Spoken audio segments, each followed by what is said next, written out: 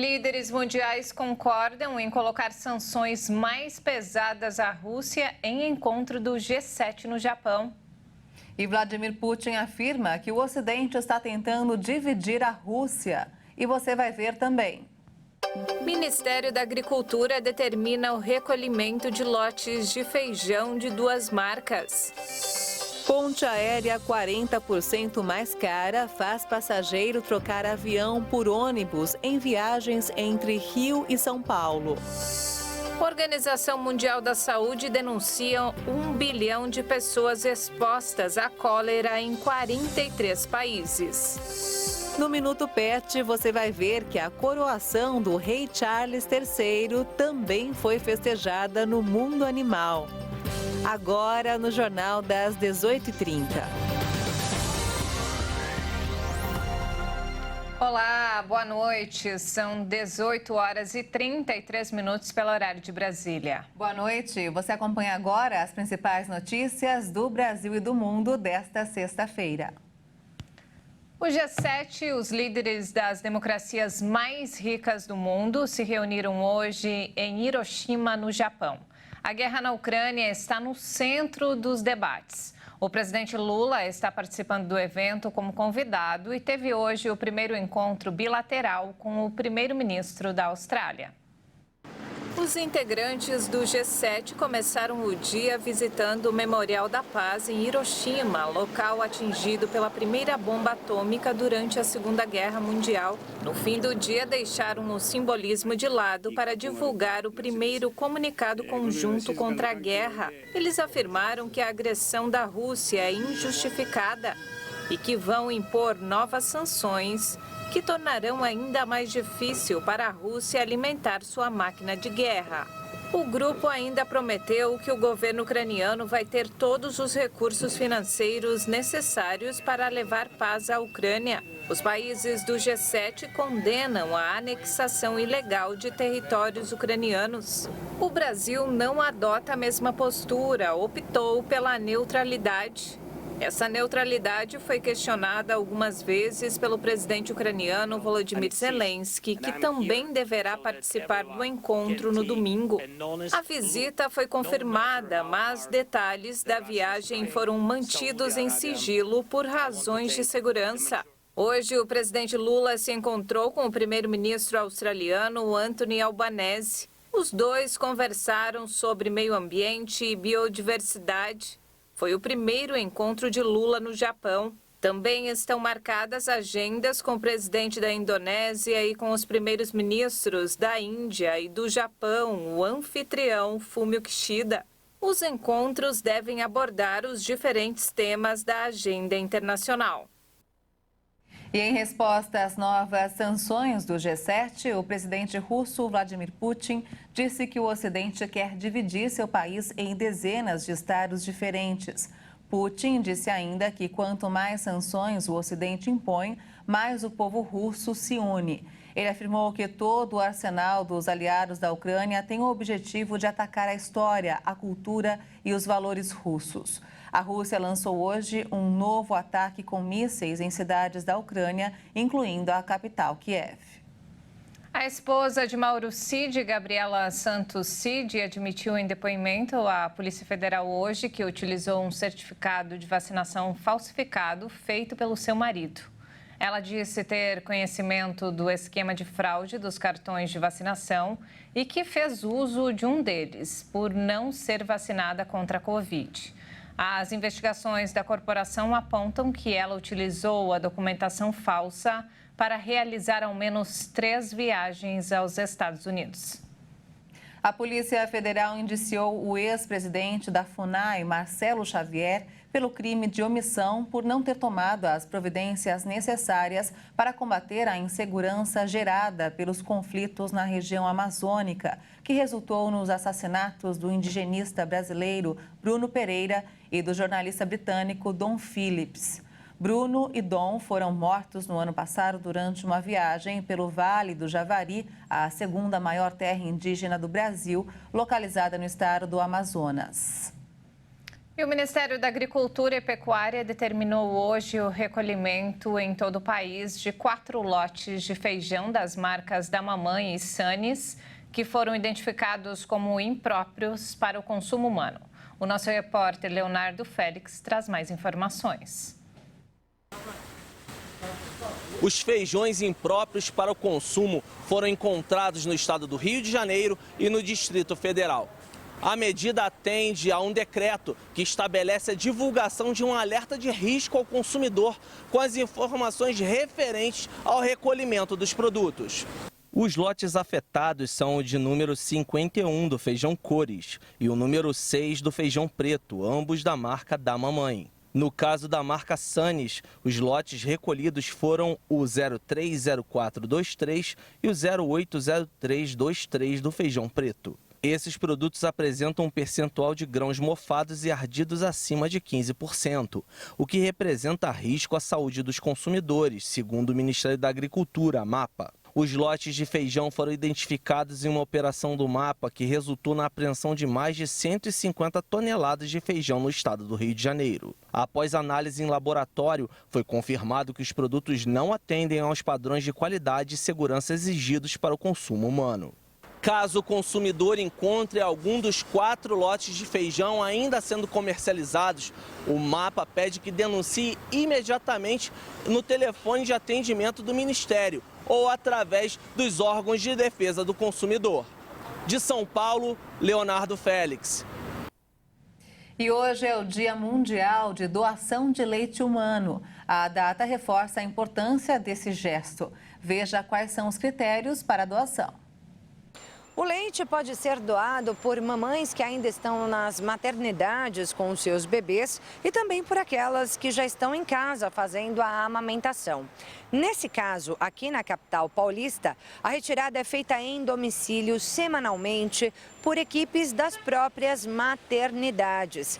E esse é um serviço que também acontece em várias outras partes do Brasil. Para doar, é preciso ter produção de leite excedente, não ter recebido transfusão de sangue no último ano, não possuir doenças infecciosas como HIV, hepatites, sífilis ou doença de Chagas, não fumar e não ingerir álcool, drogas ilícitas e medicamentos não compatíveis com a amamentação e a doação. A maternidade Cachoeirinha, aqui na Zona Norte de São Paulo, é um dos 3 bancos de leite aqui da capital paulista. E só ela faz a captação mensal de aproximadamente 88 litros de leite humano. Um alimento que é essencial para os bebês aqui internados na unidade neonatal. Eu conversei com a enfermeira Juliana Miranda, que é coordenadora do banco de leite aqui desse hospital, e ela explicou como isso funciona. Acompanhe. Pequenas quantidades de leite são responsáveis por alimentar e por produzir saúde para muitos bebês internados na unidade neonatal. A amamentação é muito importante para promover uma saúde populacional, é uma política pública muito importante.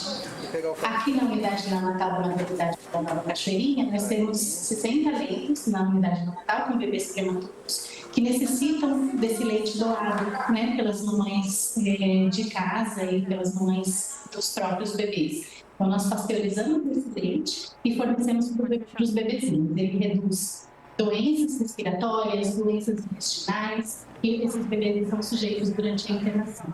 Então, você que pode, por favor, doe leite materno, é muito importante para nós. Fica aí o alerta, né? Bem, para encontrar um banco de leite humano mais perto da sua casa, em qualquer lugar do Brasil, basta ligar para o telefone 136. E olha só, o pastor norte-americano Tim Keller morreu hoje em sua casa ao lado da família. A notícia de sua morte foi divulgada por seu filho, Michael, em sua conta nas redes sociais. Timothy Keller, marido, pai, avô, mentor, amigo, pastor e estudioso, morreu hoje em casa. Papai aguardou até que estivesse sozinho com a mamãe. Ela o beijou na testa e ele respirou seu último suspiro. Nós nos confortamos em algumas de suas últimas palavras. Não há nenhuma desvantagem em eu ir embora. Nenhuma. Nos vemos em breve, papai. Escreveu Michael Keller. No último sábado, 13 de maio, Tim Keller recebeu alta hospitalar, após um período de tratamento intensivo de imunoterapia iniciado em abril. Mas, ao chegar em casa, sentiu-se mal e precisou ser levado de volta ao hospital no domingo.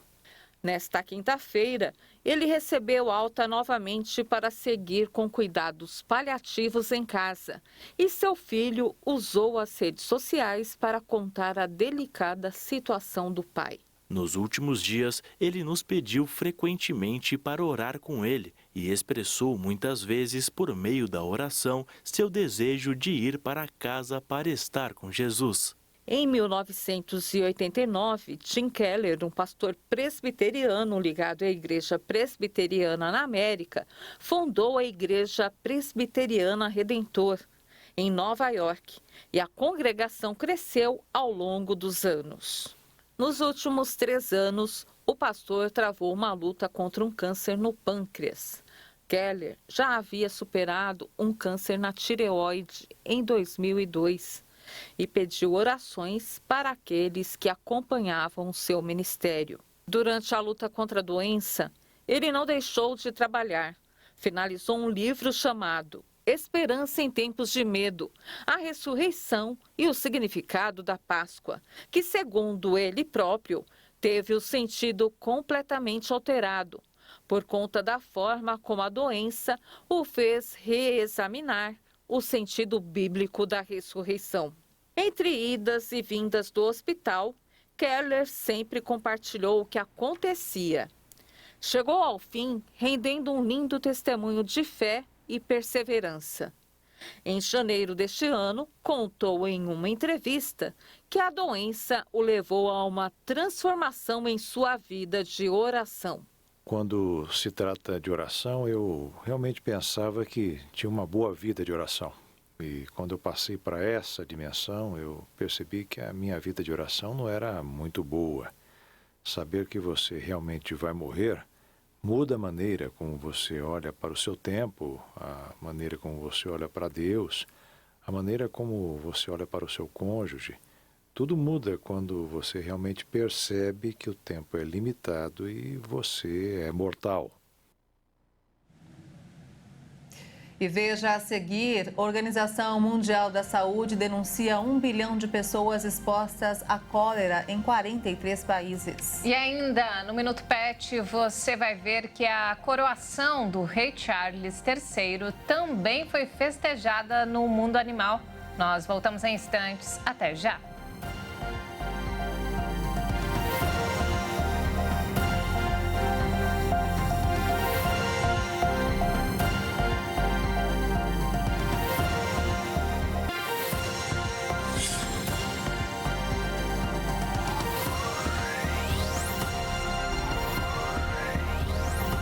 Nós estamos de volta, 18 horas e 47 minutos pelo horário de Brasília.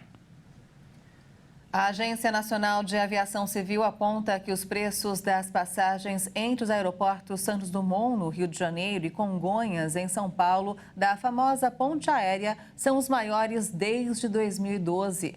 O valor aumentou cerca de 40% da época pré-pandemia. O bilhete médio entre Santos Dumont e Congonhas aumentou de R$ 405, preço de 2019, para R$ 569 reais em 2022, um aumento de 40%. No trecho inverso entre o aeroporto paulistano e o do Rio, o valor subiu 37% no mesmo período, de R$ 403 para R$ 553 reais. A ponte aérea Congonhas-Santos Dumont-Congonhas é a rota mais movimentada do Brasil em número de passageiros. Em 2023, o preço médio continua elevado para a rota. Em fevereiro de 2023, o valor registrado em média foi de R$ 446, reais, o maior desde 2016. Janeiro de 2023 teve o maior valor desde 2014, com passagem podendo custar R$ 490. Reais. Muito afetados pela pandemia, os aeroportos de Congonhas e Santos Dumont ainda tentam se recuperar no cenário econômico. Na mesma proporção que os preços das pontes aéreas sobem, a procura diminui. As empresas que fazem o trajeto terrestre tiveram aumento na procura, cerca de 27% a mais, ou seja, 2 milhões de passageiros em 2022, enquanto em 2019 esse número era bem menor, 1.600.000. O aeroporto de São Gonçalo do Amarante, na Grande Natal, no Rio Grande do Norte, foi relicitado hoje pelo valor de 320 milhões de reais. A empresa vencedora foi a Zurich Airport International e a aquisição foi realizada em um leilão da Agência Nacional de Aviação Civil, a ANAC, o primeiro da terceira gestão do presidente Lula, e essa também é a primeira relicitação realizada no país. E vamos agora ao mercado financeiro. O dólar fechou em alta nesta sexta-feira, repercutindo as negociações sobre o teto da dívida nos Estados Unidos. No cenário nacional, investidores seguiram monitorando a tramitação do novo arcabouço fiscal na Câmara dos Deputados, enquanto acompanharam as falas do ministro da Fazenda, Fernando Haddad, em evento do Banco Central. A moeda norte-americana subiu 0,56% e encerrou o dia cotada a R$ 4,99 na venda. E o índice de atividade econômica do Banco Central, considerado uma prévia do Produto Interno Bruto, registrou aumento de 2,41% no primeiro trimestre, confirmando aí o crescimento econômico já registrado na última divulgação em fevereiro. O índice foi divulgado hoje pelo Banco Central. E também a produção industrial brasileira avançou em março em 11 dos 15 locais pesquisados pelo IBGE. Os dados foram divulgados hoje. Na comparação com março do ano passado, a produção industrial cresceu 0,9%. Com isso, a indústria do país está 1,3% abaixo do patamar pré-pandemia e 17,9% do nível recorde da série histórica alcançado em maio de 2011. Os maiores avanços foram registrados em Mato Grosso, 9,3%, Amazonas, 8,7% e Pernambuco, 8,1%. Na região Nordeste, 6,8%, Bahia, 5,6%, Rio Grande do Sul, 5,6%, Pará, 4,3%, Ceará, 4% e Minas Gerais, 1,5%. Também mostraram taxas positivas mais elevadas do que a média nacional, 1,1%, enquanto Rio de Janeiro 0,7% e São Paulo 0,2% completaram um conjunto de locais com índices positivos em março de 2023. E nos destaques internacionais, as Nações Unidas alertaram hoje que 1 bilhão de pessoas em 43 países correm o risco de contrair cólera. Mesmo que os meios para deter a doença sejam bem conhecidos, os recursos para implementá-los são escassos em grande parte do mundo. Pandemia dos pobres. Apesar de os meios para deter a doença serem bem conhecidos, os recursos para implementá-los são escassos em grande parte do planeta. There is a pandemic killing the poor right in front of us. Há uma pandemia matando os pobres bem na nossa frente e sabemos exatamente como pará-la. Mas ainda assim precisamos de mais apoio, menos inércia da comunidade global. Se não agirmos agora, a situação vai piorar e vai reverter todos os ganhos que obtivemos nas últimas décadas no controle da cólera. It's gonna reverse all the gain we have made over the past decades on cholera control. As Nações Unidas precisam de 640 milhões de dólares para combater a doença infecciosa, que causa diarreia e vômito e pode ser especialmente perigosa para crianças pequenas. A OMS afirmou que as campanhas de vacinação foram seriamente prejudicadas. Até o momento, 24 países relataram surtos de cólera, em comparação com 15 em meados de maio do ano passado. E olha só, no início deste mês, o rei Charles III foi coroado na Inglaterra e os animais também celebraram com festa o novo monarca. E a nossa repórter Caroline Povoleri mostra no Minuto Pet de hoje a decoração especial que os zoológicos de Londres receberam para dar boas-vindas ao rei. Boa noite, Carol. Boa noite, Maria Alice e Juliana, e a todos que nos assistem aqui no Jornal das 18h30. Como a maioria de vocês já deve ter acompanhado aqui na HIT, há pouco mais de 2 semanas, o rei Charles III foi coroado na Abadia de Westminster, em Londres, em um evento que despertou a atenção mundial. O que muitos não sabem é que 2 zoológicos britânicos também celebraram o feito. Os tratadores dos zoológicos de Londres e Whipsnade decoraram as casas dos seus animais com bandeiras. Dos gorilas aos suricatas, os animais foram surpreendidos com novas decorações em homenagem ao monarca. Alguns bichinhos ganharam ainda novos percursos para as brincadeiras e sessões de equilibrismo. Nas imagens, podemos ver os gorilas observando as mudanças do habitat, enquanto outros animais se alimentam em meio ao novo cenário. O Zoo de Londres é o mais popular, com pouco mais de 1 milhão de visitantes anualmente, enquanto o zoológico de Whipsnade recebe cerca de 700 mil pessoas todos os anos. Ambos fazem parte da instituição de caridade internacional de conservação, cujo trabalho é apoiado pela família real desde 1826. Na semana que vem, nós vamos conhecer o vencedor canino de um dos concursos icônicos mais prestigiados do mundo. Bom final de semana, até lá!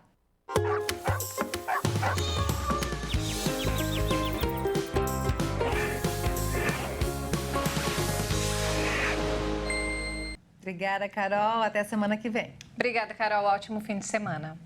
E olha só que bacana, os fãs da Lego e do automobilismo vão adorar essa notícia. Já pensou em montar sua Ferrari dos sonhos? Pois é, Juliana, olha só, um projeto na Dinamarca transformou esse desejo em realidade. Vamos ver. A iniciativa ocorreu em um parque de diversões dedicado ao brinquedo no país europeu. O bólido precisou de cerca de 380 mil tijolinhos para ganhar forma e o tamanho real do carro lendário italiano. A construção da Ferrari levou quase 1 ano e contou com a ajuda de engenheiros. O sonho só não é mais real porque não dá para colocar o carro para rodar nas estradas. Mesmo assim, você colocaria a Ferrari da Lego na garagem?